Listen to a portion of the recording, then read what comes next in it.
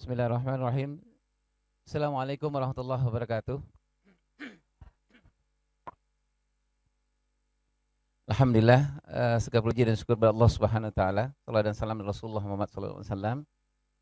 Bapak-bapak dan ibu-ibu yang dimiliki Allah Subhanahu wa taala, saya pertama mengucapkan terima kasih dan mengucapkan maaf kalau sebagai bahan sarap, saya ini bahan pengganti nih Ibu dan Bapak.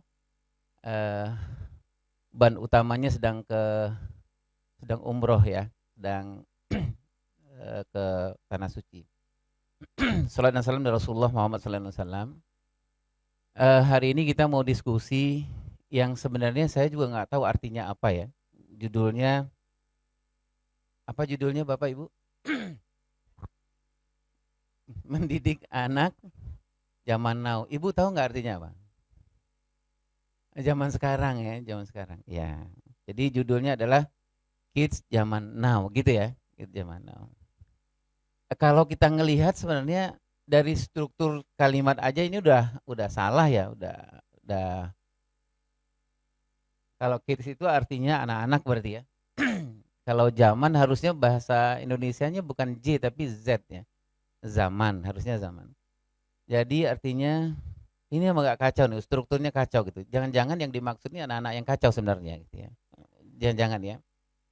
Bapak Ibu yang milik Allah Subhanahu wa taala, sepanjang yang saya tahu, sepanjang yang saya jalani di dunia pengasuhan ini, sebenarnya persoalan-persoalan istilah itu menurut saya kita jangan terlalu sibuk dengan urusan-urusan ini gitu. Karena sama seperti ini Bapak dan Ibu yang mulia Allah taala, kita akan selalu sibuk dengan hal-hal yang misalnya begini. Gimana dengan games online Pak Irwan gitu. Gimana dengan TV, gimana dengan ini? Nggak berhenti-berhenti. Padahal pekerjaan kita banyak yang lain ya Bapak Ibu ya. Banyak yang lain nggak pekerjaan kita selain dari hanya mengurus persoalan games online dan lainnya. Saya, ini pribadi saya Bapak Ibu. Saya khawatir jangan-jangan ini adalah cara-cara musuh Islam untuk membuat kita semakin tidak fokus kepada pembentukan anak sebenarnya. Gitu loh. Jangan-jangan ya, jangan-jangan. Mudah-mudahan ini salah. Saya mengatakan gini, Bapak Ibu yang melakukan sementara, kita masih ingat ya sebuah terminologi yang sering kita dengar namanya Ghazul Fikri, gitu ya Bapak Ibu ya. Orang menghancurkan umat ini, menghancurkan masyarakat kita ini, terutama pengasuhan, tidak berbicara dihancurkan secara fisik, nggak dihancurkan secara fisik, ya. Orang menghancurkan generasi ini dihancurkan adalah dengan perang pemikiran, gitu ya. Kita disibukkan dengan games online. Dulu waktu saya bantu-bantu di salah satu kabinet di Republik Indonesia ini, saya bantu salah satu menteri, kita sibuk ngurusin situs porno yang jumlahnya jutaan Bapak Ibu. Jutaan gitu. Jadi kita ngeluarin uang itu, pemerintah ngeluarin uang itu ratusan, puluhan miliar untuk ngurus situs porno. Sementara di ujung sana ada anak petani yang dia susah masuk ITB, padahal dia masuk ITB sebenarnya. Gitu loh. Padahal di ujung sana, di ujung samudera sana, ada puluhan anak-anak hebat Indonesia yang seharusnya kita fokus juga mengurus hal yang semacam itu, tapi kita sibuk dengan urusan-urusan ini. Dana kita habis, kita ketakutannya luar biasa gitu loh Bun. Jadi sehingga ke anak-anak kita, kalau anak kita mau keluar rumah, tiba-tiba dia bilang, dek, hati-hati ya dek, hati-hati, dek, sebelah kanan, lihat sebelah kanan, ada pornonya nggak? Lihat sebelah kiri, ada kriminal nggak? Lihat gitu. Lama-lama anak apa yang terjadi sama anak? Apa yang paling berbahaya itu anak steril, tidak imun.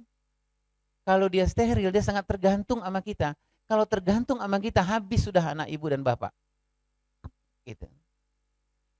Nah, saya bercerita sedikit Bapak Ibu yang melihat Subhanahu taala. Ketika itu kita ngurus situs porno. Diblokir 1 juta, timbul 2 juta. Gitu. Dihabiskan sekian juta, dihabiskan yang menengah-menengah, dia datang yang paling hebat. Saya pernah cerita mungkin di sini Bapak Ibu pernah mendengar juga gitu. Ketika ada sebuah situs yang sangat luar biasa, itu khusus dibuat hanya untuk anak kelas 4, 5, 6, khusus. Bapak Ibu ngelihat situs porno itu nggak ngaruhnya, nggak ada ngaruh, nggak ngefek. Gitu. Tapi kalau anak kelas 4, 5, 6 yang lihat, itu libidonya, itu testosteronnya yang dia sudah punya testosteron hampir 800% naik itu, kan gitu ya. Bapak Ibu yang mulia Allah Subhanahu wa taala, kita punya anak kelas 4, 5, 6, 7, 8, 9 itu, kita kan nggak boleh win-win solution dalam mengurusnya. Ya, nggak boleh win solution, nggak boleh lemah-lemah gitu, Ibu ya. Karena yang Allah memberikan testosteronnya itu bergerak 800%. Dia seperti seekor kuda liar. Jadi memang harus pakai tali kekangnya, Bun. Kan gitu ya? Setuju ya, Bapak Ibu nih? Setuju nggak, Bapak Ibu? Setuju ya? Iyalah udah siang nih, nggak setuju susah juga, Bun. Nah, sudah 4, 5, 6. Bapak Ibu yang melakukan Allah Ta'ala yang membuat situs porno itu, kenapa dia bisa gitu loh, Bun? Dia bisa buat anak kelas 4, 5, 6. Artinya yang membuat situs porno ini kan bukan orang biasa. Bukan orang biasa. Nah, akhirnya kita nemukanlah yang membuat situs porno ini, nggak usah saya sebut situsnya, nanti dibuka. Ada 3 profesor, ayah dan bunda, 3 orang profesor dari Jepang. Orang Jepang yang bikin. Satu profesor itu ahli betul tahap perkembangan anak, khusus anak kelas tinggi di daerah berkembang muslim, negara berkembang muslim. Jadi dia tahu betul, Bun, anak kita 4, 5, 6 itu makannya apa gitu ya. Sambalnya berapa, makan cikinya berapa, maaf saya nggak nyebut ini ya. Makan yang fast foodnya berapa, minum fast foodnya berapa, pola pengasuhan bapak ibunya dia tahu persis. Gitu, Bun. Dia tahu persis bahwa anak-anak kelas 4, 5, 6, 7, 8 kita itu, kita kalau ngajarin dia sholat itu bukan ngajarin dia cinta sholat, tapi lebih mengajarin dia bisa sholat. Gitu. Karena kan ukurannya kita ngajar anak-anak kita, kecuali bapak ibu di sini adalah yang penting anak bisa, bukan cinta. Ukurannya.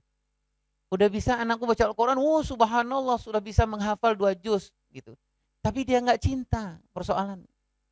Karena dia menghafal Al-Quran itu hanya untuk kebutuhan ukuran sepatu bapak ibunya. Padahal yang harus kita lakukan adalah untuk mendidik dan mengasuh anak itu bapak ibu yang melakukan Allah Ta'ala. Mohon ini banyak ibu-ibu yang umurnya sudah di atas saya, Bapak. Untuk hari ini apa untuk depan?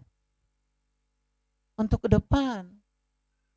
Kalau hari ini, Ibu, hari ini kita boleh bilang anak kita udah soleh dan soleha. Tapi kalau untuk masa depan, takut kita ngomong, Bun, anak kita soleh dan soleha. Takut kita ngomong, anakmu sudah hafal Al-Quran berapa? Takut kita ngomong. Kalau untuk ke depan nih, Bun. Takut kita ngomong, kenapa? Karena proses tarbiyatul aulad itu lebih kepada cinta sebenarnya, bukan kepada bisa. Bisa ngajarin anak sholat, semua orang bisa. Bapak ibu bisa tuh, Bu, ajarin, bisa dibaca Al-Quran, bagus makhluknya, ajarin, panteng guru yang terhebat, bisa, Bun, 2 bulan 3 bulan selesai. Tapi untuk dia real life dia ke depan sebenarnya, Bapak Ibu yang melakukan SWT, kita ngasuh anak itu kan nanti supaya ketika dia masuk ke panggung hidup yang sebenarnya di umur 18 tahun ke atas, kan untuk itu kita ngasuh didik anak. Makanya kita di umur 15 tahun ke bawah ini kita puasa-puasa, Bun, muji anak kita. Penuh dengan rojak dan khauf ya, Bun, ya. Penuh dengan khauf kita gitu, Bun. Karena sesungguhnya nanti dilihatnya itu adalah di umur ketika dia naik ke panggung real life sebenarnya, ke panggung kehidupan yang sebenarnya. Ketika dia lapar, dia ngelihat samping kiri samping kanan nggak ada bapak ibunya, nggak bisa telepon bapak ibunya, dia lapar, dia nggak punya uang. Nah, di situ real life-nya. Apakah anak kita di umur 18 tahun tiba-tiba dia bilang, males gue, nggak ada apa gitu ya gitu? Apakah dia ke kos-kosannya dia, nanti anak kita kuliah, terus tiba-tiba dia nggak punya uang, terus tiba-tiba dia tiap hari ditelepon, mah nggak ada uang, mah tolong, mah boleh nggak, mah apa-apa gitu. Kalau dia begitu berarti kita gagal di umur pembentukan dia di umur 15 tahun yang sebenarnya, di umur amanah yang sebenarnya. Bapak Ibu yang melakukan SWT, lagi-lagi saya mengatakan ke diri saya bahwa saya mengatakan ke diri saya, dan mudah-mudahan juga Bapak dan Ibu kita hadir di sini, ini bukan untuk ilmu. Kalau saya mengatakan bukan untuk ilmu. Kalau ilmu gampang dibaca pun di mana. Kita hadir di sini karena amanah anak nih, Bun, amanah Allah kepada kita soal anak. Jadi kita hadir di sini menurut saya penuh dengan zikir, penuh dengan istighfar. Kita mohon kepada Allah Subhanahu wa taala, ya Allah, bukakan semua buhul-buhul yang membuat aku itu zalim di depan anak-anakku, kan gitu ya, Bun, ya. Ya Allah, bukakan semua kemampuan lisanku yang supaya anak setiap yang apa yang kita omongin itu didengar sama anak. Yang jadi tantangan kita adalah kita banyak ngomong tapi nggak didengar sama anak-anak. Perasaan dong ngomong Pak Irwan, nasihat nggak kurang-kurang. Jangankan nasihat, nasi uduk, nasi apa, lengkap semua gitu. Tapi anak nggak dengar. Gitu ya, Bun. Nah, Bapak Ibu yang melakukan SWT, jadi kehadiran kita, menurut saya kehadiran Ibu dimanapun kalau berurusan dengan persoalan parenting, pengasuhan, menurut saya Bapak Ibu harusnya penuh dengan istighfar, penuh dengan zikir, memohon kepada Allah, ya Allah, mudahkan ya Allah ke anak-anak, mudahkan wajah saya, kalau anak ngelihat saya itu wajah yang dia mau diteladani gitu loh, Bun. Wajah yang kalau kita pulang jangan sampai dia tarik nafas gitu loh, Bun. Assalamualaikum. Periksa nih pas ini, periksa gitu ya. Baik. Kids zaman now. Ya, kembali ke ini. Yang saya dapat kids zaman now itu, ini saya dapat dari guru saya nih, Ustadz Benri, Ustadz UBN, ya. Ciri-cirinya begini, Bun. Ya, kita ngikutin dulu lah istilahnya, Bun, ya. Nah, kenapa seperti ini, Bunda yang milik Allah Ta'ala, kita ngelihat awal-awalnya dulu adalah karena ini ya, Bun, ya. Karena kematangan mental jauh tertinggal dari kematangan biologis. Setuju nggak Bapak Ibu yang milik Allah Ta'ala? Kenapa anak-anak kita, Bun, anak-anak kita sudah umur, jangan-jangan bukan anak-anak kita. Kenapa kita, orang lagi rapat, lagi taklim, dia sama temannya gini. Ustadz lagi ngomong di depan, itu gurunya. Dia harus ihtiram sama gurunya, dia ihtiram sama ini. Dia begini, kumpul gitu loh, Bun. Kenapa ini terjadi, Bun? Kenapa perceraian banyak terjadi? Kenapa istri meminta bercerai ke suaminya? Kenapa istri tiba-tiba sakit asmanya kambuh kalau suaminya pulang? Iya, Bun. Maksudnya tiba-tiba asma gitu loh, Bun. Nah, kalau yang sepanjang yang saya tahu, Bun, salah satu penyebabnya adalah karena pengasuhan kita, kematangan mentalnya jauh tertinggal dari kematangan fisiknya. Kita lebih banyak mengurus fisik anak-anak daripada mengurus perkembangan anak-anak. Gitu ya, Bun. Boleh kita cek, Bun, satu hari Bunda ngurusin ada pertumbuhan, ada perkembangan, gitu ya, Bun, ya. Pertumbuhan tuh urusannya sama tubuh ya. Nah, kalau yang perkembangan urusannya dengan di luar non tubuh gitu ya, Bapak Ibu ya. Nah, kita ngecek sehari-hari. Sehari-hari itu banyak nanya apa? Ketemu dengan anak. Mas, Mbak, udah makan belum? Nah, gitu.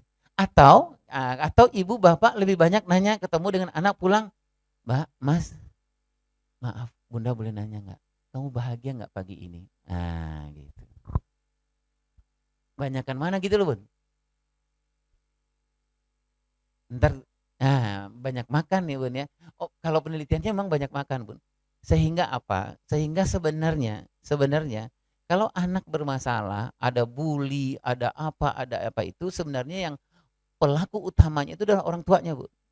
Karena dia ngegedein awaknya, kata orang Betawi, dia ngasih makan, dia tanya makan, tapi dia nggak tanya apa tentang persoalan jiwa anak-anak kita. Gampangnya, Bun, ada di dalam parenting itu kita sebut dengan tank of love, tangki jiwa, tangki cinta gitu. Nah, tangki jiwa, tangki cinta itu kayak tangki apa, Bun?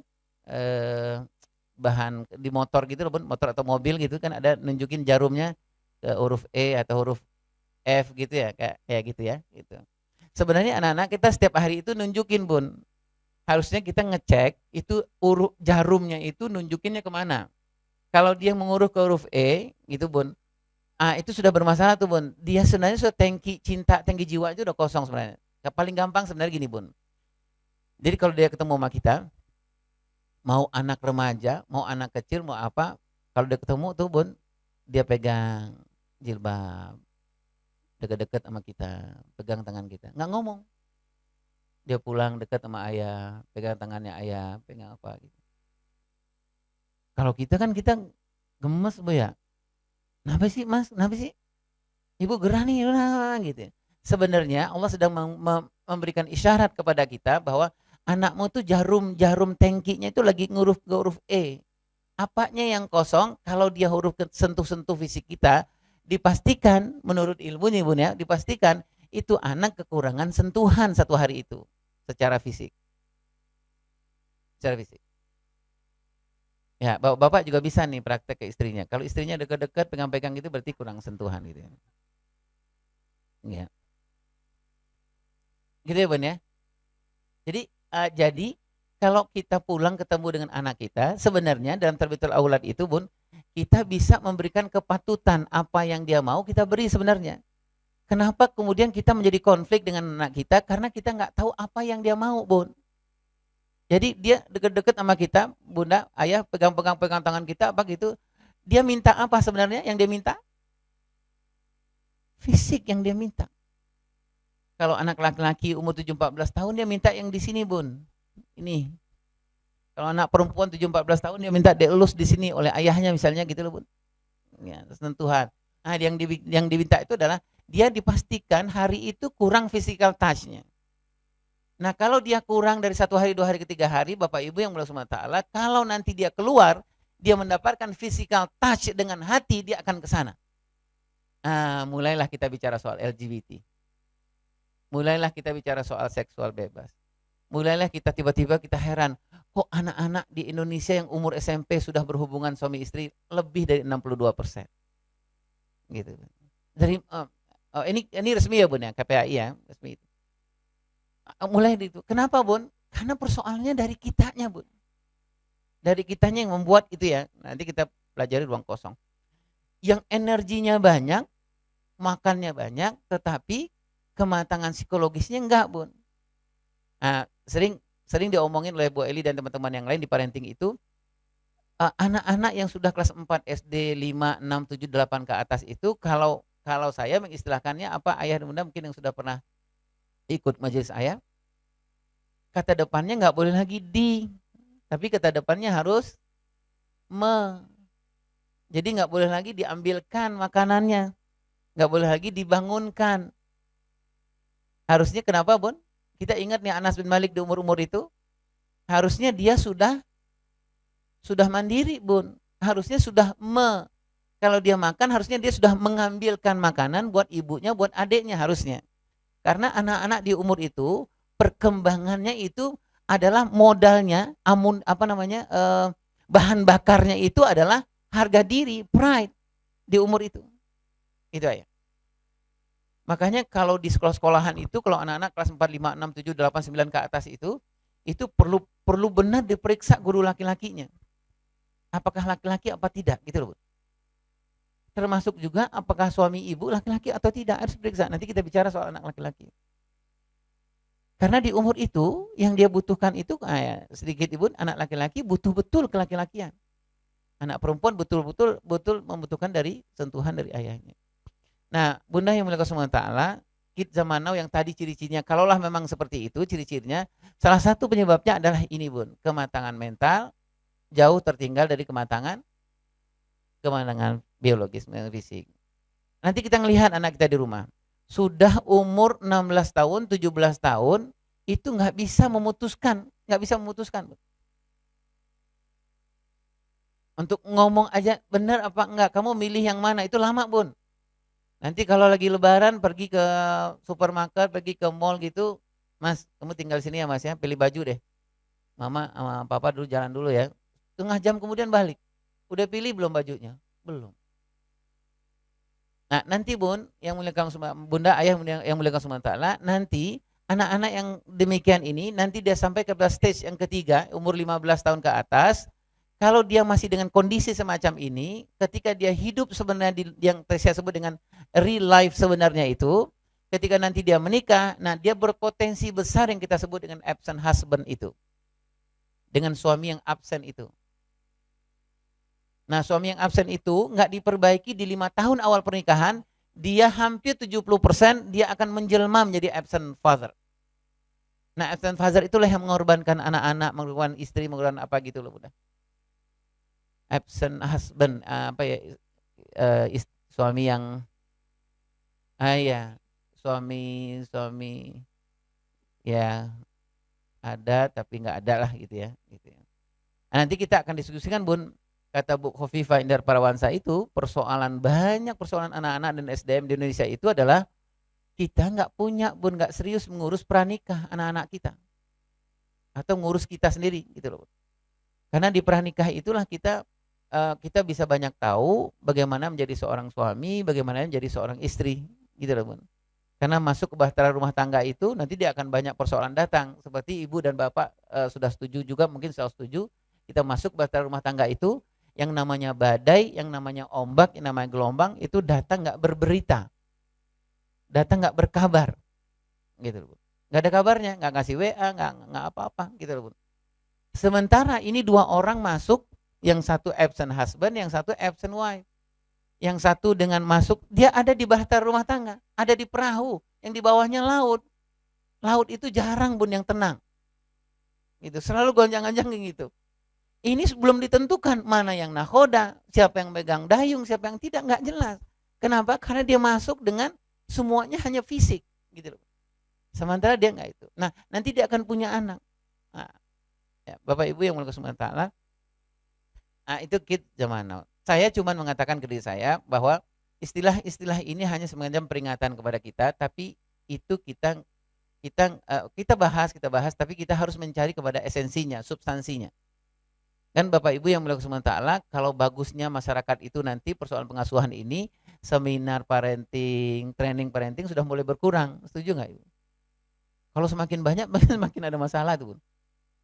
Kalau semakin berkurang, berarti sudah mulai-mulai udah gitu. Ya ada dua alternatif, ibu-ibu atau bapak malas datang atau memang sudah selesai urusannya. Gitu ya. Baik. Nah, kalau yang maaf Bunda yang mungkin SWT, antara mental dengan biologis itu ada yang kita sebut dengan ruang kosong. Nah, ruang kosong inilah yang diisi, Bun. Dengan apa yang diisi? Yang kita ramaikan sekarang itu LGBT, diisi dengan seks bebas, diisi dengan ini. Bayangkan ruang kosong maksud saya gini, Bun. Ini mental, ini fisik. Fisiknya gede, Bun. Fisiknya gede, makannya wah. Kita kalau anak kita nggak makan itu bisa tanya, Bun, terus, udah makan belum? Udah makan belum? Udah makan belum gitu ya. Sehari kita bisa nanya sampai 10, Bun. Tapi kata anak, "Ma, boleh nggak nanya aku bahagia apa enggak?" Gitu. "Ayah boleh nggak pulang nelpon aku? Kamu dalam keadaan sedih ya, Dek? Kamu butuh apa dari ayah?" Gitu. Nah, kita yang menciptakan ruang kosong itu, ayah dan bunda. Nah, ruang kosong itu apa aja isinya, Bun? Yang tadi saya sebut, ruang kosong itu dia butuh, ada ruang kosong itu apa? Physical touch. Dia butuh namanya word of afirmasi, dia butuh kata-kata yang mendukung. Anak-anak siapapun mau berkebutuhan khusus, istimewa atau apa, dia butuh kata-kata dari bapak ibunya, butuh kata-kata. Nggak sempat atau bapak ibunya nggak bisa ngomong, harus lewat tulisan. Buat apa itu? Buat meyakinkan dirinya bahwa dia punya ayah dan ibu yang akan memberikan kata-kata yang mendukung dia gitu. Nah, ruang kosongnya yang diisi. Tadi saya sampaikan, Bun. Di situs Porro itu, tiga orang profesor ini dia isi ini, Bun. Nah, inilah anak zaman now, kid zaman now, apa itu, Bun, semuanya ada di sini, Bun. Karena manfaatin ruang kosong itu. Ruang kosong itu siapa yang membuat? Kalau saya mengakui diri saya yang membuat. Kenapa saya buat? Karena memang tidak ada, Bun, pengetahuan untuk masuk gitu kan. Punya anak, mengelola anak, kita nggak tahu apa yang terjadi sama anak-anak kita. Gitu loh, Bun. Punya anak umur 14 tahun misalnya, kita nggak tahu 14 tahun itu apa sih yang terjadi. Sedang apa sih anak 14 tahun gitu loh, Bun. Sederhananya menurut saya kita nggak punya bukunya, Bun, di rumah. Nggak ada bukunya. Bayangkan, Bun, kita mengerjakan sesuatu tapi nggak ada buku petunjuk. Terus gimana kita mau perginya?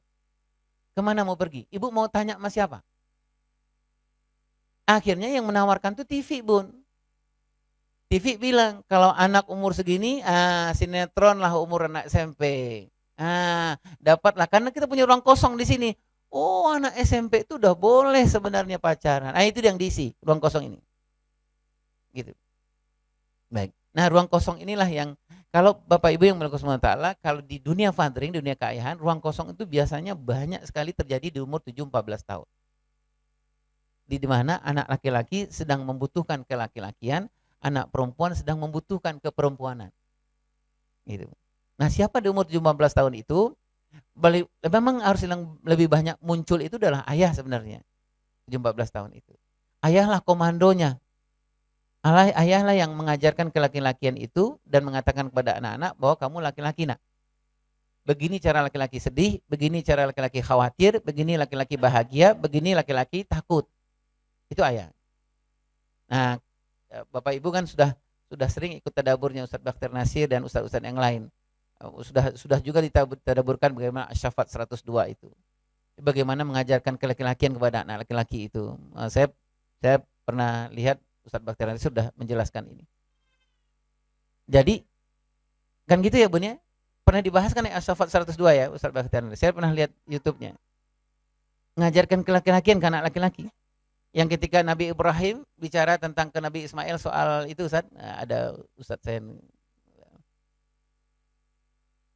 Apa kata Nabi Ibrahim? Yang mau itu loh Bun, mau sembelih. Ya, sembelih gitu. Itu luar biasa itu Bun.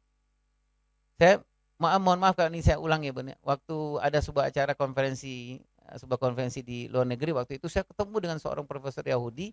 Dia bikin buku Bun, bagaimana anak bapak membentuk karakter anak laki-laki itu. Buku itu di Amerika bestseller bukunya. Yang membuat saya geram gitu Bun, membuat saya marah tapi juga malu itu adalah itu buku bestseller, itu dia bahasnya hanya berdasarkan satu ayat As-Saffat 102 itu aja. Saya tanya sama beliau, ada masalah nggak Pak Irwan? Saya bilang saya masalah. Di negara saya, anak laki-laki kami di 7-14 tahun ini jadi umpan. Orang bikin celana, bikin model, bikin apa itu diselesaikan anak perempuan 7-14 tahun. Bikin apa, situs, bikin games itu pasarnya di situ 7-14-15 tahun. Saya tanya ke beliau, apa sih masalahnya? Nah, beliau menjawab bahwa di negara Anda, anak-anak di 7-14 itu dibuatkan ruang kosong. Ruang kosong. Ruang kosong itu apa yang tadi Bun? Ruangan antara mental dan fisiknya. Gitu. Ya. Nah kita lihat anak tumbuh kembang yang patut seperti apa. Ya.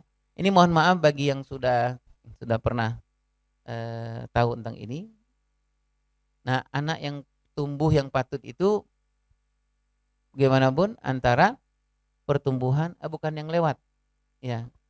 Yang ininya yang saya tulis itu ya, yang lewat tuh bukan contohnya ya. Saya kira nanti Ibu bilang, ada filmnya Pak Irwan ya. Enggak ada filmnya. Itu ya. Antara pertumbuhan dengan perkembangannya harus patut ya Bun. Apa itu contohnya Bun? Wallahu akhraja min butuni ummahatikum la ta'lamu syai'a wa ja'alakum sam'a wal absar wal afidah. Gitu ya Bun. Jadi di awal-awal itu apa tugasnya Bun? Bunda di umur 02,5 tahun itu? ASI. Berikan ASI yang terbaik. Bilang sama suami, jangan sakiti hatiku di umur-umur ini, gitu ya. Karena kalau engkau menyakiti hatimu berarti engkau membunuh anakmu sepanjang masa. Karena yang terbaik itu sepanjang masa ada di umur 02,5 tahun atau kita sebut dengan umur sapi atau 1000 days atau 1000 hari pertama. Bilang sama suami, wahai suami, perbaiki bacaanmu. Sesungguhnya telinga, mata, hati anak itu akan mendengar, yang akan berkembang lebih hebat otak anakmu ini yang sedang kuasiin ini, itu kalau engkau baca Al-Quran dengan makhraj yang benar. Ya Bun ya. Nah Bunda bisa baca nih searching. Ternyata makhraj yang benar itu dari seorang suami ketika istrinya lagi ngasihin. Contohnya Bun, kalau misalnya dia baca dengan qalqalah yang benar, itu Bun, nanti dia akan menstimulan pelarian darah anak kita yang sangat luar biasa. Tabbat yada abi lahabil tab, misalnya begitu ya Bun ya. Itu stimulan darah itu sangat luar biasa Bun. Belum 6 harkatnya, panjangnya dan lain-lain gitu. Subhanallah, Allahu Akbar. Ya. Kalau saya mengatakan saya malu gitu sama diri gitu. Allah tuh seolah-olah udah memberikan sesuatu yang semuanya tuh udah ada gitu. Cuman persoalannya kita kalau guru ngaji saya bilang kita ini nari dengan gendang orang lain gitu Ustaz. Kita ngasuh anak kita, itu bukunya bukan buku yang diinginkan, tapi buku orang lain gitu. Jadi emang salah-salah, orang pabriknya ini bukan itu pabriknya. Lah motor kita Honda, pakai bukunya Yamaha gitu, ya salah-salah gitu loh. Di umur jelas, umur 02,5 tahun, ya dalam konteks Islam itu, pertumbuhan dan perkembangan. Pertumbuhan diurus sama istri, benar ya Bun? Diurus sama istri, gimana caranya? Dia makan yang benar, dia jaga hatinya, dia tilawah yang benar, dia jaga hatinya, kemudian dia asihin. Sambil dia ngasihin itu dia nggak mau jauhin TV, jauhin musik, jauhin apa-apa semuanya. Dia dibilangin kolot apa tuh nggak apa-apa gitu Bun. Kenapa? Karena dia harus ngejaga ini. Sambil ngasih dia jaga betul. Nah perkembangannya apa? Dibantu sama suaminya. Apa itu contoh perkembangannya itu? Perkembangan apa yang dia dengar lewat telinga, mata dan hati. Nah itu yang tadi saya bilang udah. Kalau dalam dunia fathering, dunia keayahan itu suami itu kalau anak laki-laki di umur 0 sampai 2,5 tahun itu sampai kasih diskon lah sampai 3 tahun itu dia harus khatamkan Sirah Nabawiyah. Nggak apa-apa storytelling Bun, karena kalau anak-anak umur kalau menjelaskan nilai, value, akidah kepada anak-anak itu di umur 0 sampai kelas 1, kelas 2 ke bawah itu storytelling itu masih oke.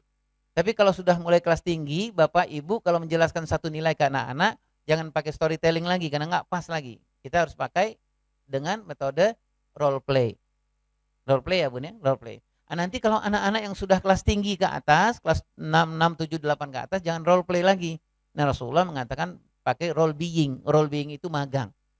Ya, magang. Jadi apa ya, magang itu magang dia ngelakuin. Langsung. Praktek. Ya, dia ngelakuin. Nah, gitu. Ya. Dicontohkan dia ngerasain gitu loh, Bun. Dia ngerasain. Nah, gitu. Nah, ini kalau yang ideal itu antara pertumbuhan dengan perkembangannya sudah diatur tuh, Bun.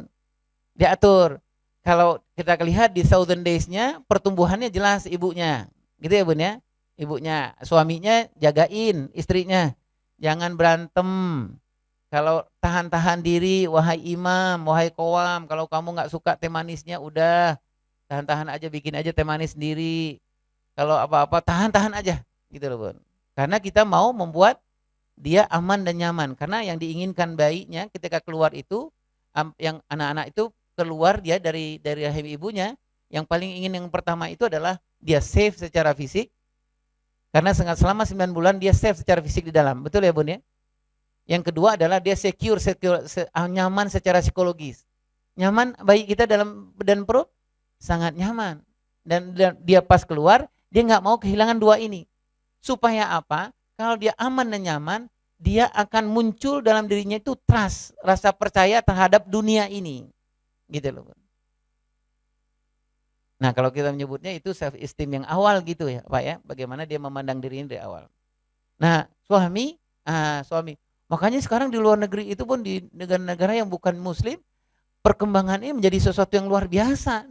Suaminya harus dikasih tahu oleh suami. Kalau dalam konteks Islam, dia anak-anak 1000 days ini sampai umur 3 tahun 4 tahun itu, dan salah satu kewajiban yang pertama suami itu perbaiki bacaan, perbaiki hubungan dengan Allah. Kan gitu ya Bun ya. Kalau punya anak di umur-umur ini, bilang sama suami, wahai abang, sholat subuh jangan di rumah kita, pergilah abang ke masjid, karena begitu. Karena yang paling penting ada ya, yang paling ya. Ya. Yang paling penting apa, Bun? Yang paling penting di dalam anak-anak ini di umur-umur anak 0 sampai 15 12 tahun itu adalah pastikan suami kita, suami ibu-ibu hubungannya dengan Allah sangat kuat. Betul, Bun. Pastikan. Gampang lihatnya, Bun. Subuhnya di mana? Tilawah enggak dia berapa kali tilawah? Dia memperbaiki bacaannya atau tidak, kan gitu ya Bun ya, gitu. Jangan auju, anaknya baru lahir auju, anaknya 6 bulan masih auju juga, gitu loh Bun. Jadi harus ada perubahan. Nah, yang idealnya tadi itu adalah Bun, usia ini harus lebih matang dari usia ini. Mudah-mudahan Bun, kalau ini terjadi, yang namanya bully itu turun Bun. Ya, yang namanya LGBT itu turun. Yang namanya persoalan seksual bebas itu apa tuh turun, mudah-mudahan. Karena apa? Secara kematangan psikologis dia lebih matang dari biologisnya. Gitu, Bun. Kenapa anak-anak kita umur-umur ini SD, kata Bu Eli Rizwan, SD, anak-anak SD sekarang yang sudah terpapar, yang sudah menonton pornografi yang kelasnya udah kelas X berapa itu jumlahnya hampir menuju 100%. Kan gitu ya Bun ya? Yang dipastikan dari yang sudah menonton XX itu, anak-anak kita ke 5-6 SD itu dipastikan dia akan mengaplikasikannya. Mengaplikasikannya lewat apa? Dia pasti nggak punya rasa percaya diri untuk ke lawan jenisnya. Jadi caranya gimana Bun? dia swalayan gitu Bun. Makanya ibu-ibu bunda kalau melihat ke banyak ya, mestinya nggak banyak ya, di beberapa warnet itu melindungi itu, mereka nonton terus mereka melakukan onani dan masturbasi. Kalau ini sampai 31 kali, sampai 31 kali nggak salah saya, nanti dia akan sudah dipastikan berapa bagian otaknya sudah gosong gitu Bun ya. Kalau sudah gosong Bun, berarti apa? Apa yang kita omongkan, persoalan nilai, persoalan apa, peraturan, dia udah nggak nyandak Bun sama dia. Kalau udah nggak nyandak, apa yang terjadi? Bun, kalau dia bergaul gampang dipengaruhi. Kalau dia gampang dipengaruhi, kemana ujung-ujungnya? Sama temannya, ngerokok lu nggak CS lu, sama gue nggak ngerokok. Karena dia nggak, biologis, psikologisnya nggak lebih matang dari biologisnya Bun. Akhirnya bilang, kenapa? Karena dia nggak mampu untuk mengatakan tidak kepada tidak gitu loh Bun. Akhirnya apa? Ngerokok, ngumpet emang gitu. Nah, begitulah selanjutnya ya. Nah, ini yang ideal. Ya, yang ideal. Baik, Bun. Nah, apa yang harus kita lakukan mendidik anak zaman now ini? Kalau memang zaman now harus dengan konsep prinsip zaman all menurut saya. Ya, jadi harus ada prinsip ya, Bun ya. Kalau teknis itu gampang, Bun. Teknis gampang. Yang paling susah itu kan gini Bun, kita jangan terlalu sibuk, maaf saya, jangan terlalu sibuk dengan persoalan teknis, sementara substansinya belum kita urus. Gitu ya Bun. Kita bertengkar suami istri lebih banyak ke persoalan aksesori, tapi bukan kepada substansi, gitu ya. Sama seperti yang tadi saya bilang, ribut games online, ribut pornografi, ribut apa, kalau menurut saya itu aksesorisnya. Yang harus diberesin itu adalah substansinya. Apa itu contoh substansinya? Karena anak-anak ini akan tetap Bun, akan lahir nih Bun. Pornografi ini orang serius, apa-apa orang serius. Saya bilang tadi Bun, 3 orang profesor untuk ngurus bikin 1 situs aja. Sementara kita nggak serius untuk mempersiapkan diri kita menjadi orang tua. Apa contoh nggak seriusnya? Kita periksa rumah kita, ada nggak buku pola asuh yang standar yang sama antara kita dengan suami istri? Gitu. Mari kita periksa di rumah kita. Kalau nggak punya buku standar, terus kita mau ngapain? Gitu. Antara suami, kata suami, nggak gitu deh. Menurut aku, itu menurut apa Bang? Menurut aku enggak. Menurut Abang kenapa begitu? Bapak ibuku dulu begitu. Gitu loh Bang. Kata si adeknya, istrinya bilang, enggak Bang. Bapak ibuku dulu gitu. Sudah selesai. Nah, apa yang terjadi Bun? Korban anak-anak. Terus kita marah sama anak kita. Kamu bandel, kamu nakal, kamu nggak dengerin bapak, nggak dengerin ibu atau apa, gitu ya. Baik. Ada beberapa hal yang kita harus periksa. Mohon maaf kalau ini diulang-ulang ya Ibu ya. Yang pertama itu suami istri, orang tua, mari memeriksa apakah sudah sepakat hal tentang prinsip pengasuhan ini. Ya Bun ya. Misalnya apa Bun? Anak-anak itu adalah takdir Allah. Apakah suami istri sudah sepakat bahwa itu takdir ya? Takdir ya Bun. Takdir. Kalau takdir nggak, bilang sama pasangan kita, Bang, ini anak ini menurut Abang takdir nggak buat kita? Apa itu contohnya Bun? Contohnya kalau kita sepakat bahwa anak itu takdirnya Allah. Contohnya Bun?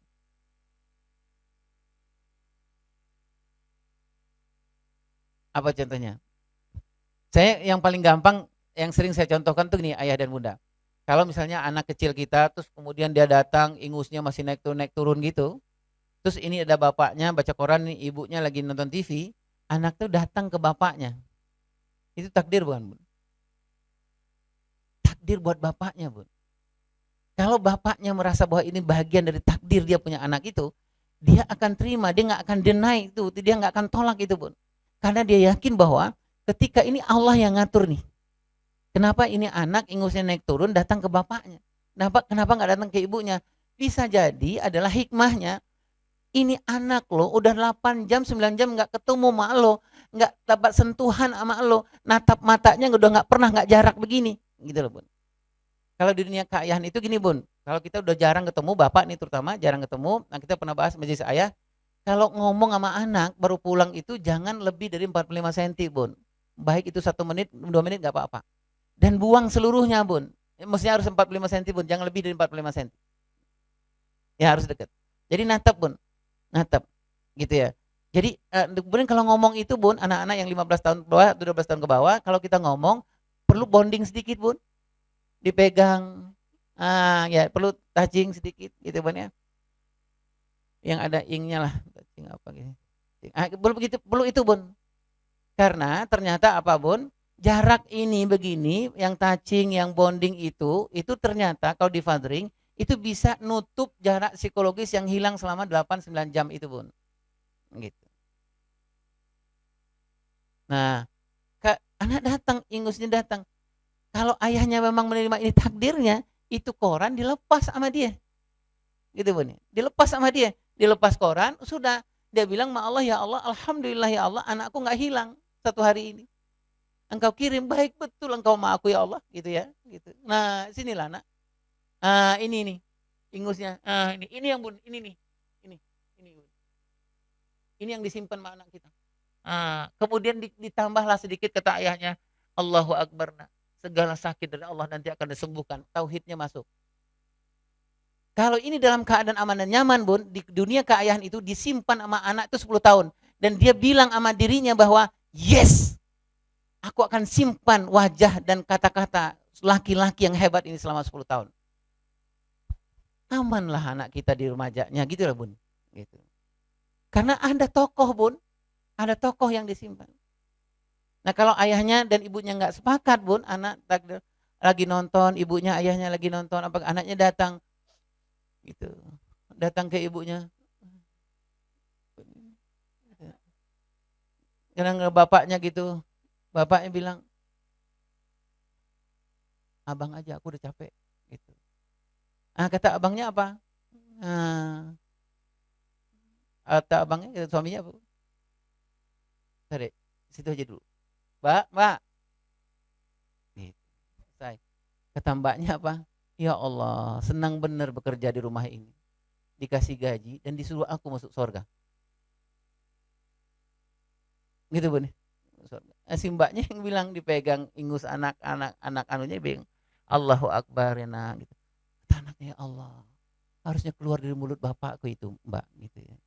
Kata mbaknya biar aku aja, aku ingin bersisian dengan Nabi sallallahu alaihi wasallam nanti di surga. Gitu. Takdir. Nah ini kita sama Bun prinsipnya. Gitu. Kalau anak itu takdir Allah, berarti dia amanahnya Allah. Sudah sama Bun prinsipnya Bun. Suami istrinya sudah sama belum? Gitu. Bahwa ini amanah. Artinya apa Bun?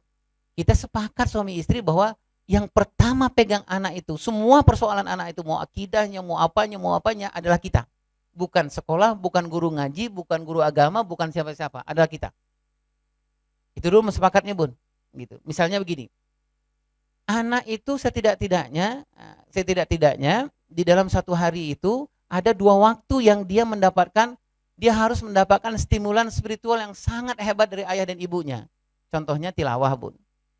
Kapan itu? Waktu pagi hari atau waktu dia mau tidur. Itu Bun. Nah kalau kita itu amanah ke kita Bun, apapun kita sepakat.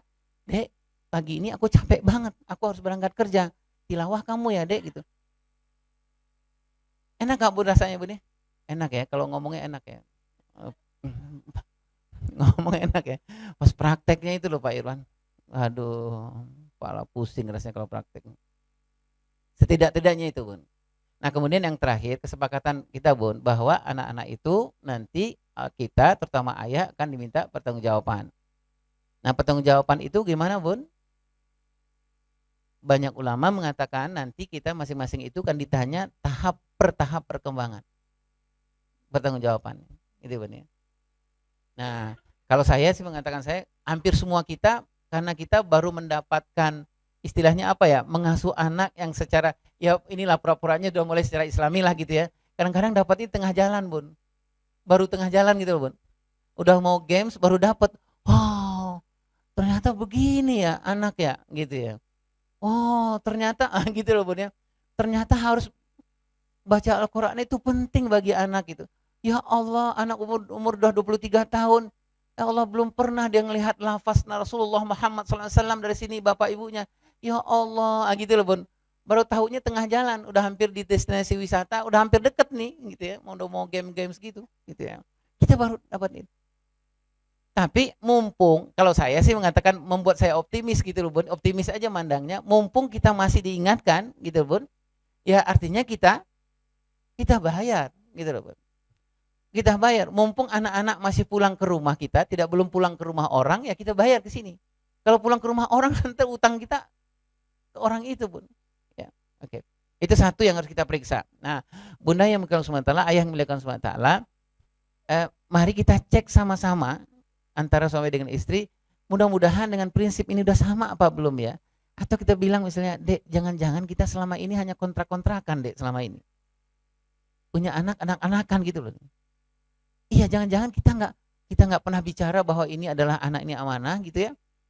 Aku nggak pernah merasa bahwa gini Dek, bahwa kalau anak ini amanah kepada aku belum pernah mengajak anak kita yang sudah umur 12 tahun, 18 tahun, 19 tahun, 20 tahun itu, dia nggak pernah merasakan berimam di qiyamul lail sama aku. Gitu loh Bun. Gitu loh Bun. Ya Allah, sudah lama kita berumah tangga nih Dek, udah 20 tahun, 25 tahun. Belum pernah ada kita punya halaqah Al-Quran bersama dengan anak-anak. Gitu loh Bun. Nah itu kalau kita bicara, kalau kita sepakat dengan ini, sepakat gitu Bun. Anak-anak punya hak itu, kalau bicara soal amanah gitu Bun. Kalau bicara tanggung jawab, anak-anak akan menuntut haknya dan kewajiban orang tua untuk, gitu Bun. Ada anak perempuan Bun, nanti kita bicara anak perempuan 7-14 tahun. Dia sangat membutuhkan sekali, anak laki-laki juga. Anak perempuan sangat membutuhkan sekali tokoh spiritual dalam hidupnya. Siapa tokoh spiritual itu? Ayah. Itu. Jadi keloro-loro lah rasanya anak perempuan kalau dia punya ayah yang tidak bisa menjelma menjadi tokoh spiritualnya dia. Gitu. Kalau kita boleh tanya ke anak perempuan, anak laki-laki kita, dia bilang, apa yang kamu rindukan dalam hidupmu? Mungkin dia akan menjawab, aku merindukan mengangkat tangan ketika ayah di depan imamku, kemudian dia berdoa, ayah melafazkan doa, gitu loh Bun yang dirindukan. Anak-anak perempuan kita, karena titik Tuhannya, God spotnya itu sangat luar biasa di umur-umur itu, dia sangat merindukan ayahnya mengatakan bahwa ini nggak baik, nah ini baik. Gitu. Kamu mau ayah masuk surga bersisian dengan Rasulullah SAW? Mungkin itu dia ngomong anak perempuan kan gitu ya Bunda ya. Punya anak perempuan itu kan tiket surga buat ayah, buat ibu ya, tiket surga ya Bunda ya. Itu hadis ya. Nanti bersisian begini. Kamu tabah dengan punya anak perempuan, kamu tabah, kamu nggak marah, kamu menyerah kepada Allah, kamu nggak banyak ini. Nanti aku akan bersisian dengan begini kata Rasulullah SAW. Gitu ya. Nah, Bapak Ibu yang masuk mentala, nah mari kita periksa sejauh ini, biar gini Bun, kalau kita selesaikan ini esensi, menurut hemat saya, ini substansi. Kalau ini kita selesaikan, mudah-mudahan Bun, mudah-mudahan kita imun, tidak steril. Apapun yang orang masuk apa gitu, bilang, oh enggak, ini enggak cocok. Anak-anak juga begitu Bun. Kalau dia puji-puji sama orang, sama laki-laki di luar gitu, lu cemen, pujian lebih hebat tuh datang di bokap gue. Gitu loh. Gitu. Cuman persoalannya, ada nggak ini yang kita masukin? Gitu Bun. Kita ngejalanin nggak yang amanah? Ya. Nah, itu yang satu ya, Bun ya, yang satu. Ada 14 sebenarnya, tapi menurut saya yang 3 ini yang harus kita sepakati sama-sama, yang kita harus tanya dengan pasangan masing-masing. Supaya jangan terlalu repot dengan zaman now ini Bun. Nanti muncul setahun lagi zaman apa gitu. Zaman right now mungkin ya. Now sekarang right now gitu ya. Jadi sekarang banget gitu ya. Wah, capek Bun kepala kita Bun. Kita belum banyak ngurus Bun. Banyak yang mau Bunda ngurus kan? Bunda sedang mengurus bagaimana memikirkan memakai daster suami pulang, tapi daster itu tidak membangkitkan amarah, tapi membangkitkan rasa cinta gitu kan. Masih kita pikirkan itu sekarang ya Bun ya. Kenapa suami pulang kok kita pakai daster kok tiba-tiba dia. Mendingan itu yang kita pikirkan. Nah, makanya kita cari yang substansi. Nah, yang kedua yang kita periksa adalah pola asuh Bun. Ya, pola asuh. Pola asuh, kalau pola itu berarti kan apa Bun? Pattern ya.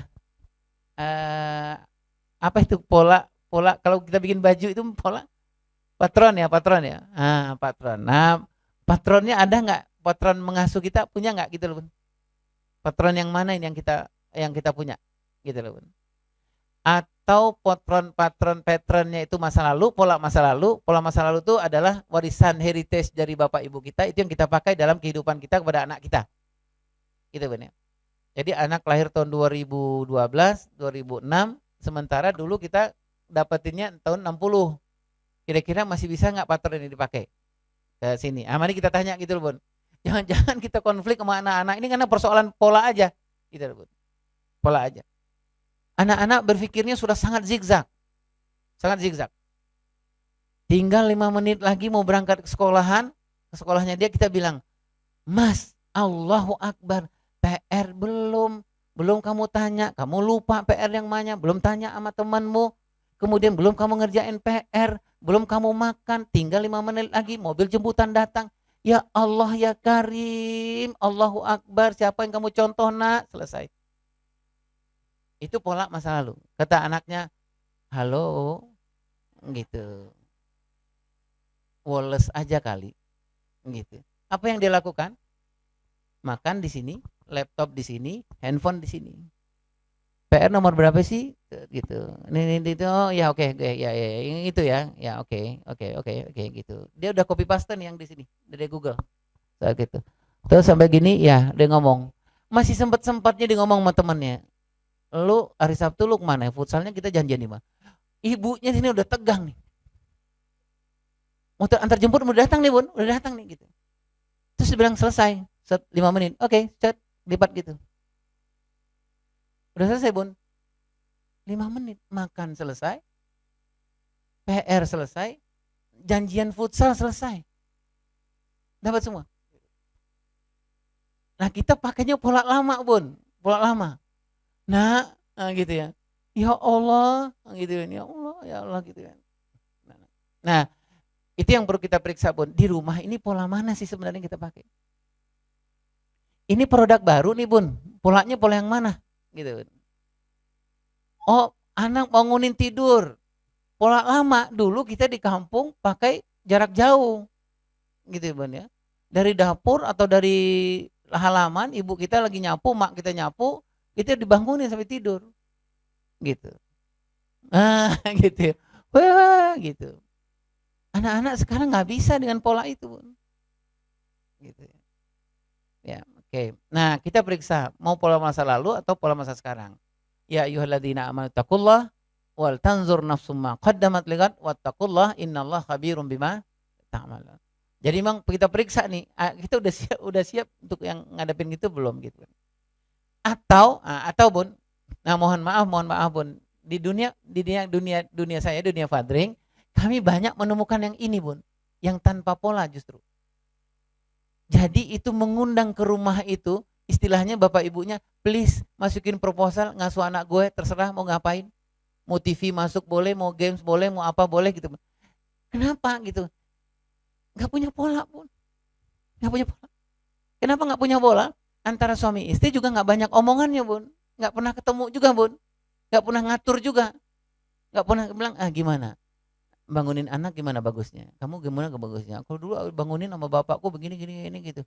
Oh enggak, kalau itu caranya Solo. Kalau aku cara Sumatera. Oh, jangan Solo Sumatera dong, Bang. Harus cari yang di tengah, Bang. Oke, ayo kita cari gitu loh, Bun. Dan kita perlu gitu ya, Bun ya, duduk ya. Perlu duduk, Bun, karena ini contoh kasusnya contoh bangun pagi aja gitu. Karena pagi hari itu adalah sesuatu yang sangat luar biasa bagi anak-anak kita. Ya. Ya. Kemudian yang ketiga, periksa bagaimana kita mengasuh anak laki-laki dan anak perempuan. Kalau anak laki-laki, ngasuhnya adalah jadikan dia anak laki-laki jadi laki-laki, gitu ya, Bun ya. Karena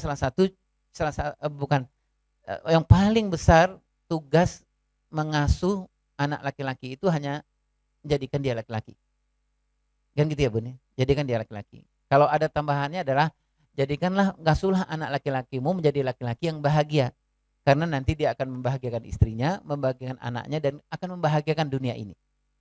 Nah, ya, anak perempuan, jadikan dia anak perempuan. Nah, ini Bapak Ibu sudah hafal lah ini ya, sudah luar kepala, kalau pasti kan jauh lebih pengalaman di saya. Anak laki-laki itu banyak contohnya ya, Bun ya. Yang tadi saya contohkan, Nabi Ibrahim, Nabi Ismail itu salah satu bentukan ke laki-lakian. Kalau anak perempuan itu jelas sudah diulang-ulang itu. Ustadz Bakhtiar juga sering cerita-cerita, Ustadz Bendri Jausman, Ustadz yang lain juga sering cerita. Esensinya anak perempuan itu apa, Bun? Kita bukan jadikan dia, targetnya bukan jadi profesor, bukan jadi pengusaha sukses, bukan apa gitu, tapi apa, Bun? 4 peran perempuan yang kita lihat dari 4 penghulu surga itu yang harus wajib kita ajarkan ke anak perempuan kita, kan gitu ya Bun. Nanti kalau dia menjadi profesor, menjadi pengusaha sukses apa itu, berkahnya dari Allah saja, gitu Bun. Nah itulah sebabnya salah satu juga sumbangan besar sekolah, kenapa anak-anak perempuan kita sekarang diproduksi tidak menjadi perempuan, karena di umur-umur dia harus mendapatkan pelajaran tentang bagaimana hebatnya Fatimah, hebatnya Khadijah, hebatnya Maryam, hebatnya Asiyah binti Muzahim. Di umur-umur 7, 14, 15-nya dia nggak mendapatkan itu di sekolahnya.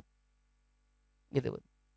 Padahal anak perempuan itu, yang saya bilang tadi itu, kalau Fatimah itu tugasnya adalah anak perempuan kita akan menghebatkan, gimana Bun? Menghebatkan orang tuanya, gitu ya.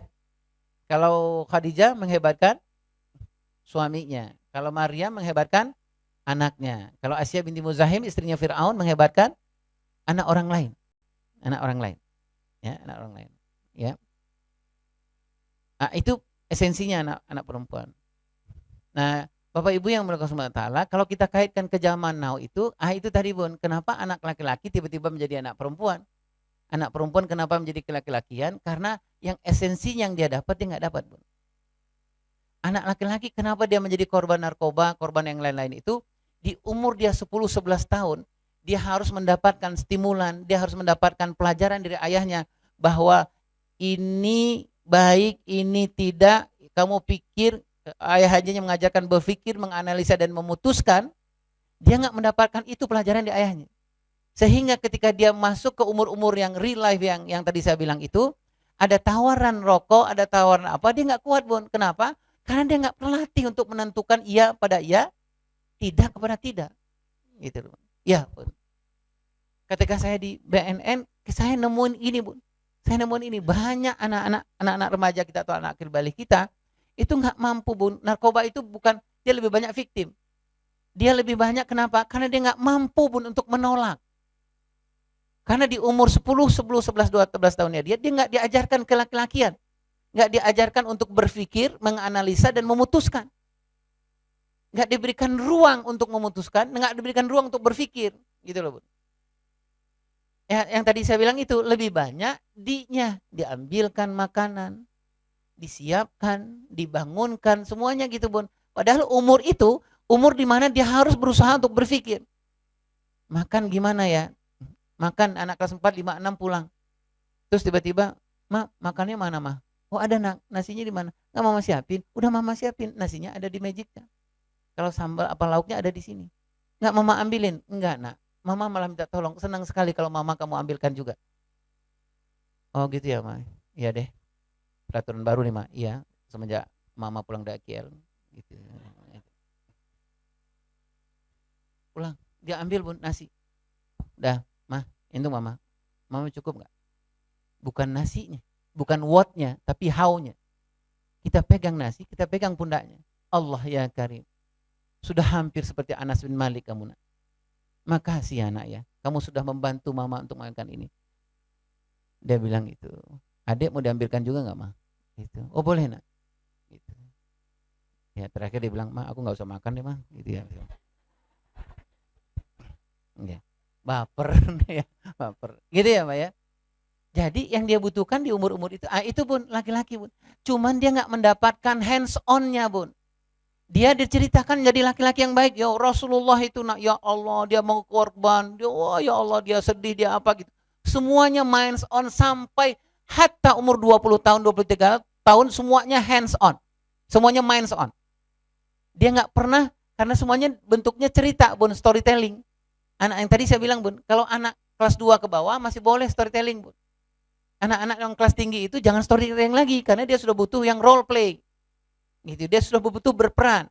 Nah, kalau anak-anak yang naik ke atas itu, dia sudah harus magang Bun. Dia sudah harus role being, dia harus ngerasain Bun. Dia harus ngerasain lapar tuh gimana, dia ngerasain sedih gimana, ngerasain kecewa tuh gimana gitu loh Bun. Ngerasain membantu orang tuh gimana, dia ngerasain itu.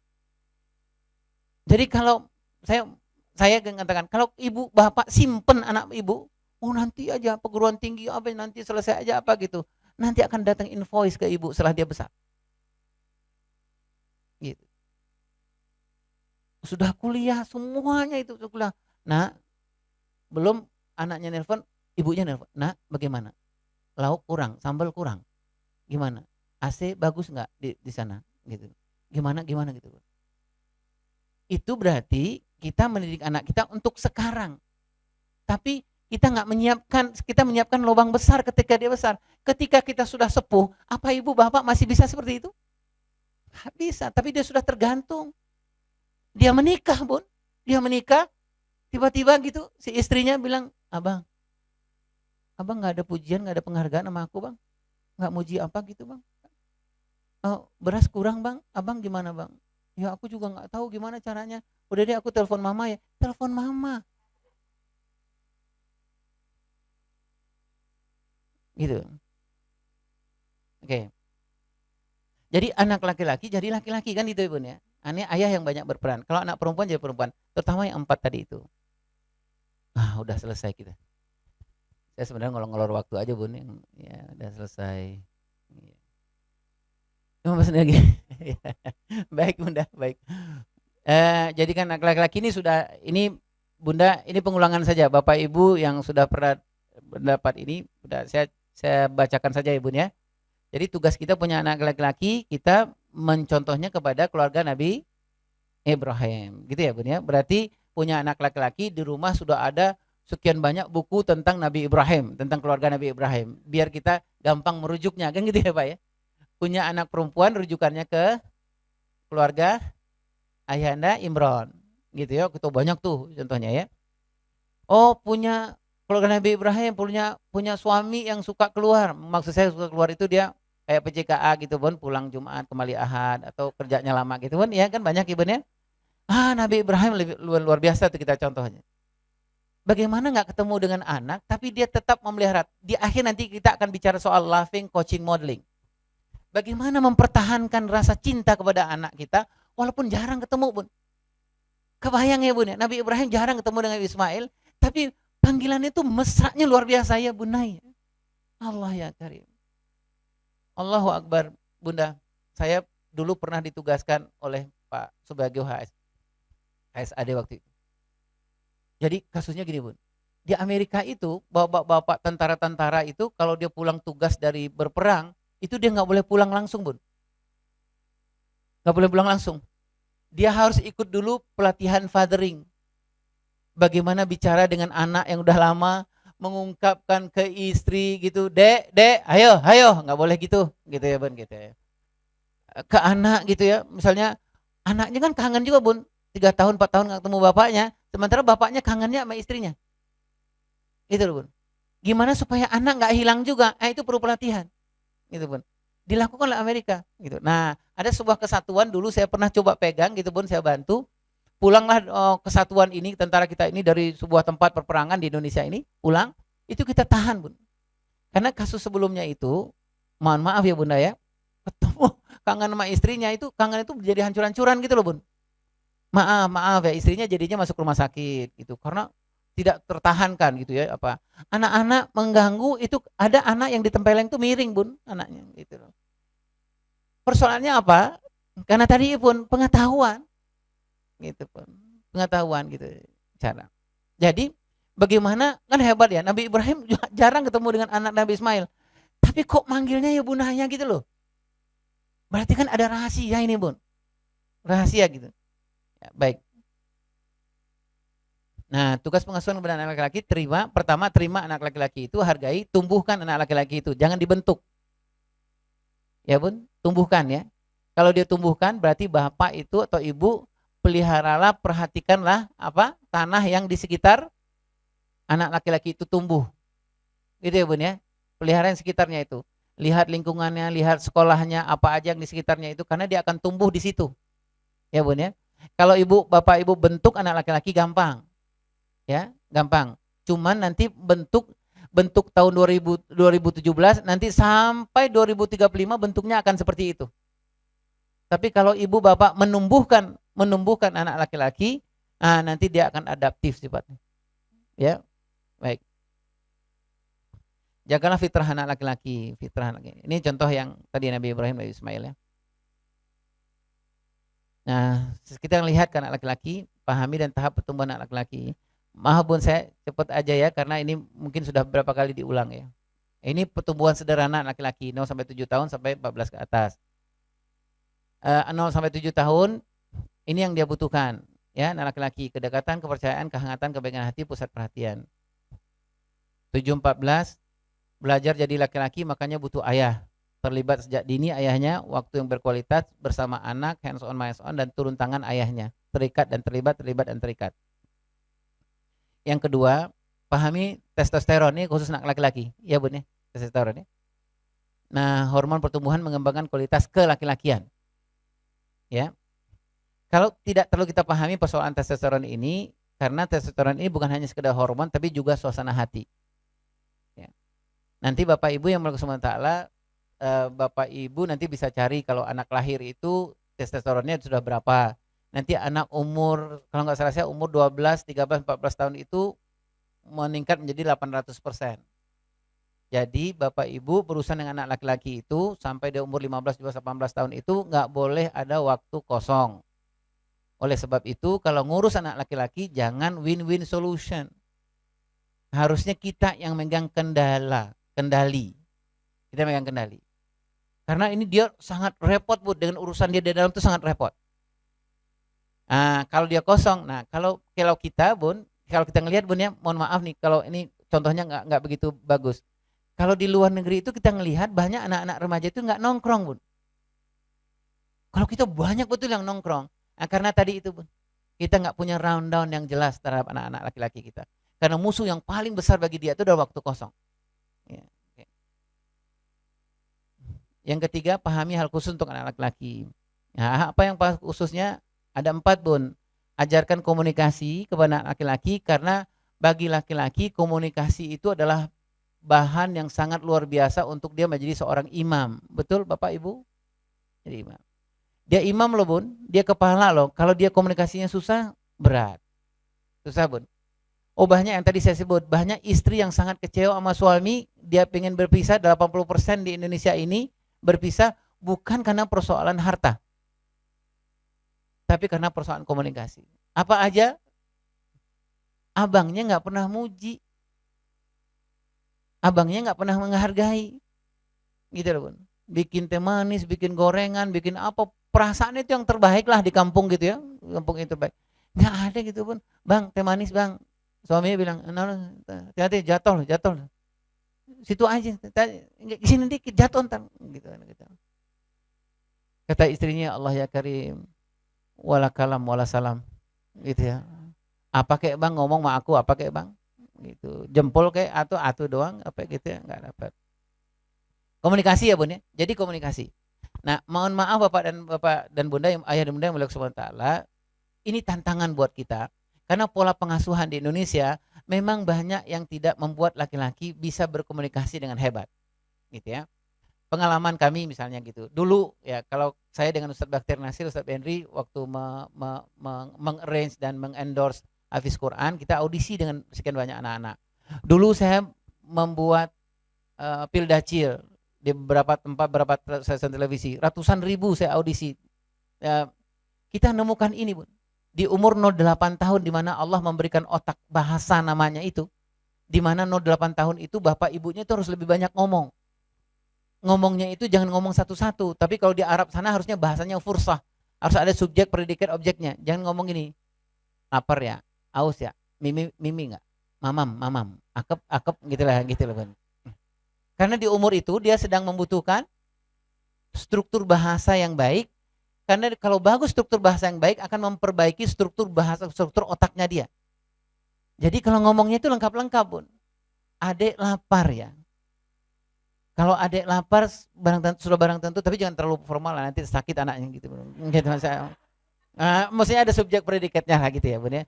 Hindarilah yang kalimat yang itu Bun, mimi, akep, apalagi tuh. On, apa gitu ya, gitulah. Ya, hindarilah gitu Bun ya. Komunikasi. Nah, satu lagi Bun, di Pildacil itu sangat menonjol adalah anak-anak kita yang 0 sampai 11 tahun itu, setiap dia audisi, saya tanya, ada pertanyaan nggak? Ada yang nggak ngerti nggak?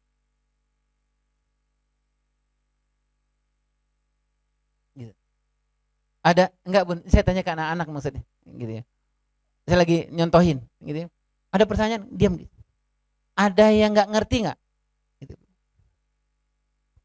Setelah saya bilang oke ya, nanti nggak ada pertanyaan ya, oke ya, gitu. Setelah itu ribut Bun,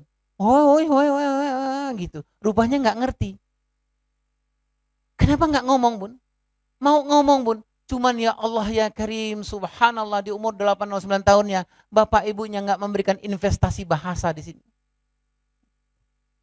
Pulanglah dia, bapaknya kerja, dia datang, Pak, Allah Bapak, aku tadi di sekolahan apa? Gitu. Bapaknya bilang, Alhamdulillah. Allahu Akbar. Subhanallah. Gitu ya. Bun. Dia naik motor, pergi ke mall gitu naik motor, pas naik motor pertama dia ngelihat, ayah itu siapa sih yang difoto itu, yang di iklan itu fotonya gede banget, emang siapa itu ya gitu ya. Gitu. Dia emang butuh banget itu tahu itu? Enggak ya. Yang dia butuhkan itu, please wahai lelaki dewasa yang paling dekat sama aku itu, investasikan bahasa ke aku. Nanti kelak kemudian hari di atas 9 tahun, aku akan berbahasa yang baik, aku akan berbicara dengan yang baik. Gitu loh. Ya, oke. Komunikasi ya Bun ya, komunikasi. Ya, kalau satu teorinya lagi itu adalah kalau 07 tahun itu pinjamkan apa Bun? 07 tahun tuh pinjamkan kuping ibu bapak 30% aja. Mulutnya pinjamin 70%. 07 tahun Bu, ya, pinjamin mulutnya 70%, kupingnya 30%. Nah gitu. Jadi jangan terlalu pendiam banget gitu. Kecuali kalau suami kita kerja sudah pendiam, agak kalem, kerja di pabrik es di bagian freezer. Nah gitu ya. Nah, itu agak susah, itu kasus itu ya Pak ya. Nanti kita diskusikan lah sama-sama ya gimana caranya. Ya, jadi gak susah ya ngomong itu. Karena itu tadi Bun, anak-anak sedang buka perbankan gitu di umur itu. Sedang perbankan. Makanya Allahu Akbar Bun. Makanya di umur-umur itu Bunda mau masukin apa aja. Al-Quran masukin, hadis masukin, apa masukin semua. Dia lagi terima, ayo, monggo loh, ayo gitu loh Bun. Makanya memang yang saya bilang tadi itu Bun, kalau anak di umur 7 tahun itu yang paling bahagia bagi anak itu adalah ketika bapak ibunya makhraj Al-Qur'annya benar dan sangat cinta membaca Al-Qur'an. Kata anak kalau dia bisa ngomong ya Allah ya Karim, subhanallah. Lempeng ini bapak ibu dia mulai hisab gitu Bun. Karena memang lagi butuh itu Bun, lagi butuh itu. Apalagi bapaknya senang cerita. Gitu Bun. Jadi nyata, lagi mau makan gitu. Bapaknya bilang, waktu itu nak ya, waktu ada bulan puasa, kalau nggak salah bulan puasa, mau buka puasa itu buka puasa. Oh, mau buka puasa. Rasulullah pulang perang tuh sama sahabat-sahabat. Tak ada yang mau dibuka. Ada korma doang atu. Gitu ya. Oh kalau ngomong gitu ya kan kata sahabat, ya Rasulullah buka. Oh dia nggak dimakan sama Rasulullah nak, cuma Rasulullah begini dikucup doang, cup kasih lagi gitu. Ceritanya cuma 2 menit 3 menit. Tapi kira-kira masuk nggak ke otak anak? Masuk. Ini persoalan apakah bapaknya persoalan komunikasinya jalan apa enggak. Nah nanti kalau bapak ibu nanya, Pak Irwan gimana kalau suami saya, pasangan saya nggak seperti itu, nggak bisa cerita gitu loh Bun. Terus gimana ceritanya ya? Pendiam gitu. Ini aja Bun, tandem aja ceritanya depan anak-anak, tandem. Jadi bapak ada duduk di sini, ibu yang suka bercerita, cerita aja. Nah, hari ini kita mencerita khusus tentang hijrahnya Rasulullah SAW ke Makkah ke Madinah. Iya kan Pak? Gitu. Jadi hari itu panasnya luar biasa. Tapi Rasulullah SAW dengan seorang sahabatnya harus melangkahkan kakinya ke sebuah tempat yang juga Rasulullah nggak tahu tempatnya di mana. Yang Rasulullah tahu hanya panas terik, kemudian ada semak belukar, ada duri, ada batu yang tajam seperti itu. Panas waktu itu. Panas Pak. Masa gini aja nggak bisa? Gitu. Gitu. Panas ya. Udah Pak, jangan kelamaan. Gitu ya. Ikut dengan ini. Gitu ya Bun ya. Terus kemudian kata ibunya, berjalanlah Rasulullah, kemudian yang panas itu terjatuh Rasulullah karena batu yang luar biasa, kena onak duri, kakinya sakit Pak, jatuh. Gitu Bun. Anak-anak dia nggak peduli tuh Bun, bahwa bapaknya nggak bercerita ngomong nggak apa-apa, tapi bagi mereka bapak ibunya bercerita. Dua orang ini pendongeng yang luar biasa, kelas dunia ini. Gitu. Apalagi bapaknya jatuhnya benar-benar jatuh gitu loh Bun, gitu misalnya. Gitu, nggak bangun-bangun. Ya Bun. Kemudian yang kedua, anak laki-laki itu bantu akhlaknya berkembang. Gitu Bun ya. Kalau akhlak itu sederhananya kan gini Bun ya. Akhlak itu sederhananya kasih tahu dia, yakinkan dia, kemudian tahu yakin ajak dia mengamalkan akhlak itu. Kan 3 aja Bun ya prosesnya itu ya. Sederhananya nih menurut saya. Anak laki-laki, kasih tahu dia basic of knowledge penting buat anak laki-laki, yang soleh itu seperti apa, yang empati itu seperti apa, yang jujur itu seperti apa, yang peduli itu seperti apa, yang tanggung jawab seperti apa. Kasih tahu sama dia. Kasih tahunya gimana caranya? Banyak cara Bun, bisa lewat cerita, bisa lewat nonton film, bisa lewat apa saja. Yang jelas ada bagi dia seperti ini. Baru kemudian yakinkan. Yakinkan itu apa Bunda? Mulai ajak dia Bun, ajak dia. Yang terakhir itu latih dia dengan mengamalkan akhlak itu. Kita nggak bisa bilang itu, Dek, kamu tuh peduli sama orang, makan seenaknya apa, Mbok ya peduli gitu. Kata anaknya, maaf ya Bun, maksudnya apa sih? Gitu ya. Kamu peduli gitu loh. Kayak Rasulullah gitu loh, soal apa gitu. Basic knowledge-nya belum ada Bun. Dan sehari-hari juga dia nggak nonton bapak ibunya peduli gitu loh Bun. Jalan, ketemu di mobil, ketemu dengan pengemisnya lagi panas apa gitu. Kan ini sebenarnya basic of knowledge ya, ngasih tahu ke anak-anak ya sebenarnya gitu. Baik. Kemudian berikutnya pilihkan sekolah. Sekolah menurut saya ini dalam artian luas ya. Mohon maaf Bapak Ibu yang berkah subhanahu wa ta'ala. Kalau di kajian fathering, sekolah itu salah satu kontributor yang terbesar untuk menghancurkan dan menghebatkan anak-anak kita. Gitu Bun. Banyak anak guru laki-laki yang tidak laki-laki di saat anak-anak kita membutuhkan laki-laki. Gitu loh. Nah, makanya sekolah-sekolah di kelas 4, 5, 6, 7, 8, 9 ke atas itu yang tadi saya bilang yayasan harus memeriksa betul guru laki-laki di umur-umur itu laki-laki apa enggak. Iya Bun. Laki-laki fisik, bukan laki-laki fisiknya maksud saya, tapi adalah laki-laki secara fisik dan secara psikologis. Apa itu? Contoh sederhananya 4 aja deh Bun, periksa 4 aja. Ini guru laki-laki khawatirnya seperti apa? Jangan khawatirnya teriak-teriak Bun. Misalnya apa gitu, lewat tokek gitu, lewat tokek apa cicak gitu. Ini anak-anak banyak nih laki-laki, guru gitu loh. Kata anaknya, nggak salah nih. Gitu. Nah, kemudian rasa sedih, rasa bahagia, dan rasa takut. Ya. Biasanya anak 7-14 tahun, 4 ini yang paling gampang dia copy dari bapaknya, dari gurunya. Sekolah itu menjadi, saya membaginya 2 saja Bun. Mohon maaf kalau agak sedikit ekstrim. Satu sekolah yang membunuh, satu sekolah yang mengasuh. Sekolah yang mengasuh itu dipastikan hampir semua gurunya mengerti dan paham tentang tahap perkembangan anak. Nah, saya berulang-ulang kali menyebutnya bahwa contoh yang paling menarik itu adalah Ustadz Fatihah Khan di Qatar. Itu sekolah beliau, setiap gurunya itu ada murojaah tahap perkembangan sekali 15 hari. Jadi dipanggil tuh gurunya ke dalam kelas, ditanya, ngajar kelas berapa? Kelas 2 SD. Anak kelas 2 SD seperti apa? Ya sebutin dari A to Z. Oh sebut tuh Bun. Secara emosi sedang berkembang ini, secara sosial akan berkembang ini, secara fisik, secara otak akan berkembang ini, itu apa gitu Bun. Oke, kasus. Kalau anak kelas 2 loncat jendela, gimana harus? Oke, beri secara emosional dia begini ini gitu Bun. Itu murojaah Bun, sepanjang dia mengajar di sekolah itu. Kenapa Bun? Karena amanah, takdir, amanah, tanggung jawab untuk sementara waktu ada di dia, ada di guru ini. Gitu. Kebayang itu Bun, kalau dia setiap hari itu anak ada di situ Bun. Kebayang kalau sekolah itu prinsipnya pabrik, bukan sekolah gitu. Kebayang itu Bun. Kebayanglah sekolah itu antara guru dengan guru yang lain itu nggak sama paradigmanya. Nah, ditambahin sedikit kalau fathering itu, di dunia fathering, sekolah itu, dunia keayahan itu, tolong diperiksa 4 guru ini, terutama 4 guru ini. 1, periksa kepala sekolahnya, laki-laki apa enggak. Kedua, periksa guru olahraganya, guru keseniannya, dan kemudian guru agamanya. Karena moment of fathering itu banyak terjadi di 4 guru ini. Baik, kemudian jadikan dia anak laki-laki utuh.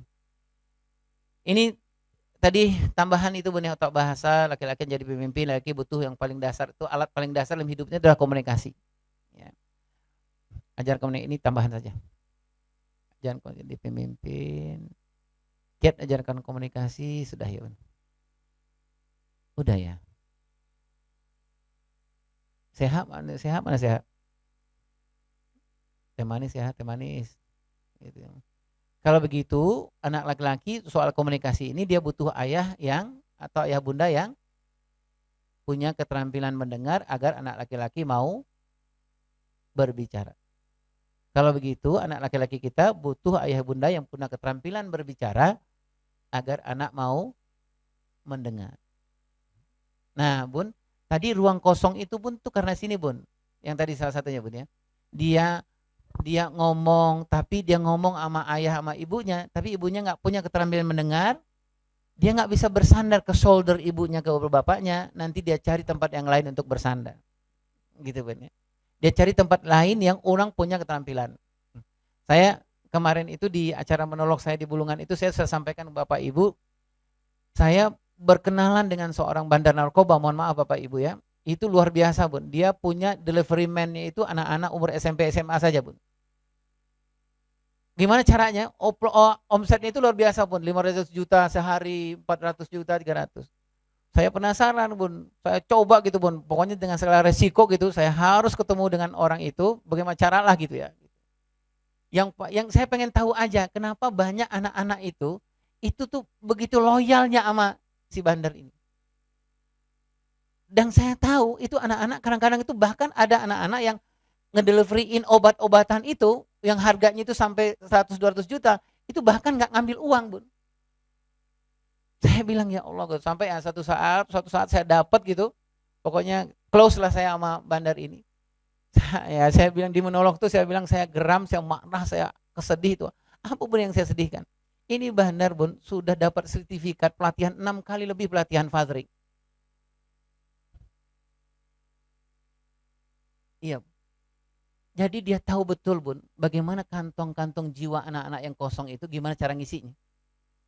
Jadi ngelihat anak jalan aja, dia udah tahu jarum tangki anak itu ke huruf E apa ke huruf F. Dia tahu tuh. Duduk anak itu ketemu sama dia deket sama anak itu ngomong sama dia, ngelihat dia, pegang dia, udah tahu masuknya lewat mana. Gitu Bun.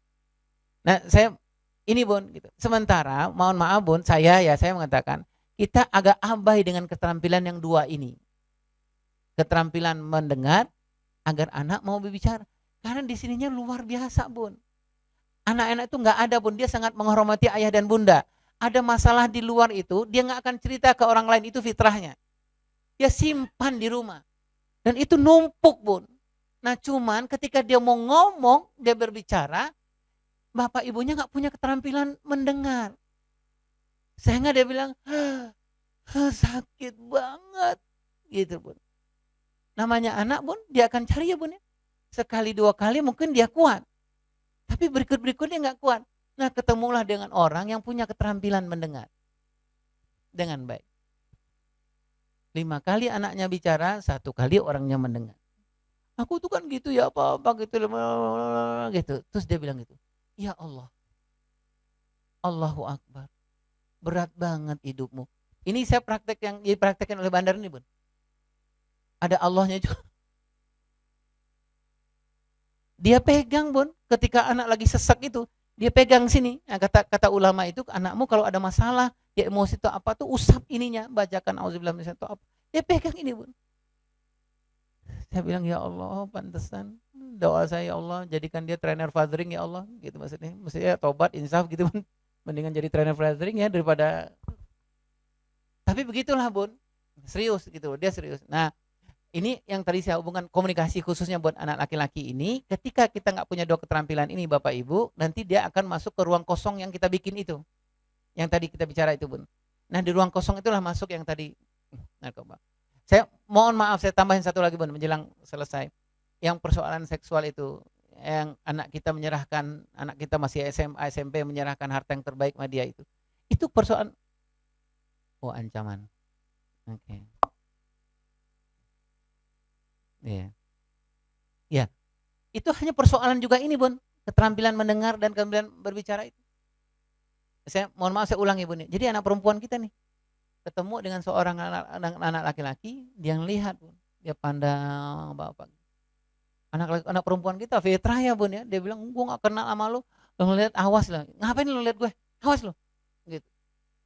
Anak laki-laki tahu betul Bun, yang lihat terus, gue sambit lu ya, gitu. Jadi lihat aja laki-laki itu.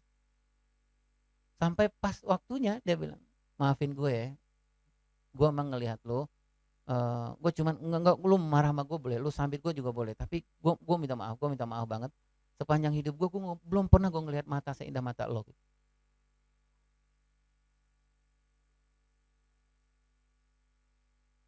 Bun, ini bapaknya yang harus ngomong. Bapaknya. Ketika satu sore hari mereka lagi santai-santai begitu, terus kata anaknya, "Pak, menurut papa aku cantik gak sih?" Anak-anak balik perempuan sering ngomong gitu Bun. Dia uji coba bapak cintanya bapaknya, dia akan try and error, dia akan coba, akan lebay-lebay. Itu ada 4 ciri anak perempuan kita, balik nanti Bun. Dia udah kasih isyarat sama bapaknya. "Pak, aku cantik gak sih Pak? Kalau aku cantik bapak sayang gak sama aku?" Dia kasih isyarat. Bapaknya bilang, "Ya iyalah, alhamdulillah." Gitu. "Mataku gimana Pak?" "Ya alhamdulillah lah."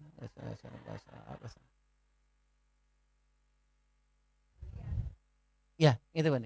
Ya. Iya. Nah, Bapak Ibu yang mulia Allah, ada banyak hal yang nanti kita bahas-bahas lagi, tapi waktunya sudah selesai ini Bun, udah mau zuhur. Katanya udah selesai Bun, atau nanti lewat ada ibu juga di belakang. Ntar Bun, saya ntar Bun ya. Ini akhlak dulu udah tadi Bun ya, nanamin akhlak, karakter sederhananya gini Bun ya.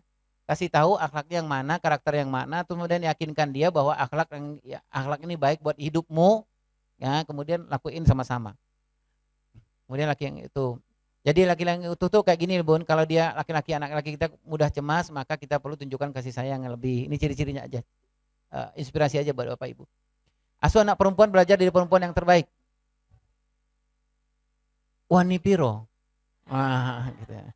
Nanti gini Bun, file ini saya tinggal, nanti Bunda bisa mengambil filenya ke majelis kesehatan ya, ke Ustaz saya.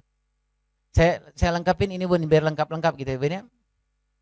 Asuh anak perempuan belajar dari perempuan yang terbaik. Yang terbaik itu dari 4 perempuan terbaik, 4 penghulu surga ini ya Bun ya. Ya, Maryam binti Imran, Khadijah binti Khuwailid, Fatimah binti Muhammad, Asya binti Zahim. Anak perempuan kita, barang siapa yang mencukupi kebutuhan dan mendidik 2 anak perempuan hingga mereka dewasa, maka dia akan datang pada hari kiamat nanti dalam keadaan aku dengan dia seperti ini, gitu ya. Bilang sama suami Bun, ya, kalau punya anak perempuan di rumah semuanya, bilang sama suami, "Bang, abang tuh ahli surga Bang." Gitu. Kita ini udah ada dicatat sama Rasulullah Bang. Jadi bikin aman Bang, jangan bertengkar, jangan apa, kita tahan-tahan aja Bang, tahan-tahan aja. Semakin abang tahan, aku tahan juga, surga Bang kita udah, gitu loh. Gitu ya, ya. Nah, barang siapa yang diberi cobaan, berikan cobaan dengan anak perempuan dan kemudian dia berbuat baik, maka mereka akan menjadi penghalang baginya api neraka. Cobaan loh Bun. Punya anak perempuan, kita kasih cobaan aja kita luar biasa. Dikasih cobaan aja. Gitu loh Bun. Gitu ya. Nah, tugasnya ke anak perempuan 2. Sekali foto saya aja, ntar nih saya kirim ke ini ya. Udah ya Bun ya. Oke. Ya, mencukupi kebutuhannya itu fisik dan kemudian ada yang non fisik. Jadilah ini buat anak perempuan. Jadilah bagi ayahnya itu, jadilah laki-laki terpenting, orang tua yang terpenting. Jadilah cinta pertama, ajarkan kerendahan hati. Coba kita fokus sedikit Bun, kenalkan anak kita kepada Allah tuh lewat salah satunya orang tua, terutama ayah. Ya, tadi yang saya bilang itu, anak perempuan kita. Jadi tokoh spiritualnya itu adalah ayahnya. Jadi kita dorong suami kita dorong suami, "Bang, abang harus tokoh spiritual Bang, gitu ya." Gitu. Yang keempat sudah ya. Yang keempat, punyalah keterampilan pengasuhan, parenting skill. Parenting skill ini ada 4 yang menurut saya komunikasi yang terhubung. Komunikasi yang terhubung ini saya ambil contoh aja, Bunda pakai komunikasi ala jerapah aja. Komunikasi jerapah itu gimana Bun? Jangan komunikasi anjing hutan. Kalau anjing hutan itu dia gini dulu Bun. Kalau jerapah itu dia tegakkan lehernya dulu, kemudian dia periksa dulu yang mana mau diambil, kemudian baru diputuskan responnya. Nah, gitu ya Bun ya. Jadi kalau ada stimulan jangan respon dulu, Bunda stop dulu, think dulu, kemudian baru Bunda memikirkan choices responnya apa. Gitu ya. Oke, Bun. Jadi komunikasi waktu bersama, bangun perilaku positif, kemudian bahasa tubuh. Ini kiat kita. Kiat kita. Setelah kita periksa yang tadi itu, kiat ini kiat sudah ada di mana-mana nih Bun. Jadi kiat kita setelah kita periksa yang tadi itu, yang 4 itu, nah kiatnya gimana mendidiknya itu? Pertama, nggak ada kata lain, adalah kalimat yang sering kita katakan pada anak kita waktu dia tidur. Apa yang kita katakan? I love you just the way you are. Ya, kalau ke istri kan udah pernah juga kita katakan itu ya. Maka istri bilang, ya bang, adanya aku ya seperti ini, gitu ya, gitu. Nah, anak kita cintailah anak kita apa adanya, gitu ya Bun ya. Kemudian Bun, yang kedua yang kita lakukan adalah coaching dan jadi modeling. Mengcoach anak, menjadi teladan bagi anak itu agak susah kalau Bunda lovingnya nggak kuat kepada anak. Ya Bun, susah Bun. Nah perbaiki loving dulu Bun, perbaiki loving dulu. Loving itu gimana cara Bun? Pahami, sering bersama dengan anak-anak. Waktu dia tidur kita ngelihat, waktu dia bangun kita bilang nakal banget apa-apa kan. Nah tidur kita kuatkan loving. Nah kemudian ya kita bacalah bagaimana sejarah orang ini. Karena mengcoach anak, menterbiah anak untuk melatih anak. Nah nanti kamu harus begini-begini ya, susah Bun kalau nggak ada loving yang kuat. Sama lah Bun, Bunda pulang menyelenggarakan kebutuhan-kebutuhan suami atau apa tuh susah Bun kalau Bunda nggak loving. Kecuali Bunda actingnya kuat, gitu ya. Tapi kan acting sepanjang masa sakit kan kita Bun. Iya, pulang motor, mobil bunyi, pagar bunyi.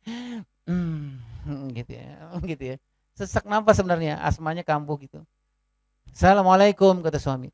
Waalaikumsalam abang. Abang sehat, jasmani, rohani, akal, pikiran sehat gitu ya maksudnya gitu. Bun, itu saja ayah dan bunda, saya mohon maaf sudah mulai zuhur, saya mohon maaf ya bunda. Nanti bunda bisa ke sini Bun. Iya. Iya, anak perempuan 4 tuh contohnya gini Bun. Harus beda Bun. Anak laki-laki perempuan beda. Yang 4 tuh anak perempuan. Anak laki-laki hanya untuk jadikan dia laki-laki. Itu anak laki-laki. Kalau anak perempuan, ajarkan 4 keterampilan perempuan surga ini. Ya. Jadi misalnya apa Bun? Keterampilan Fatimah binti Muhammad itu dia menghebatkan ayahnya. Anak-anak kita 7-14 tahun itu anak perempuan kita itu sudah boleh tuh Bun, dia nyiram tanaman, dia melihara pet di rumah. Itu Bun, untuk apa? Untuk melatih sensitivitas ininya Bun. Karena nanti kelak kemudian hari kalau ibu bapaknya sudah tua, orang yang pertama dan terakhir meninggalkan bapak ibunya dari kursi roda itu adalah dia Bun.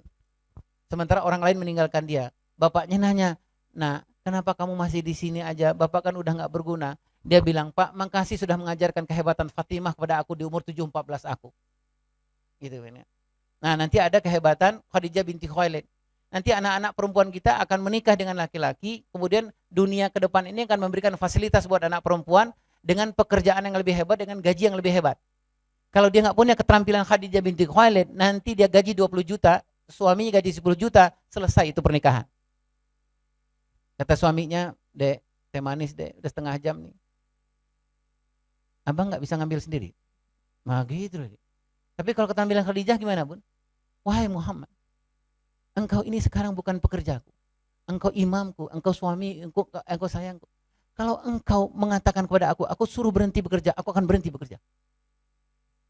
Gitu. Nah keterampilan komunikasi itulah yang nanti kita ajarkan pada anak-anak kita. Di umur 7-14 tahun ada beberapa praktek yang harus dilakukan oleh anak perempuan kita. Gitu loh Bun. Gitu ya. Keterampilan Maryam binti Imran menghebatkan anaknya, keterampilan Asya binti Muzahim menghebatkan anak orang lain. Itulah esensi empat perempuan itu. Gitu Bun. Gitu ya Bunda. Saya mohon maaf. Bunda yang di belakang saya mohon maaf sudah selesai ya? Sudah selesai. Wallah. Saya mohon maaf Bunda. Silakan nanti dinikmati makan siangnya. Wabillahi taufiq. Assalamualaikum warahmatullahi wabarakatuh.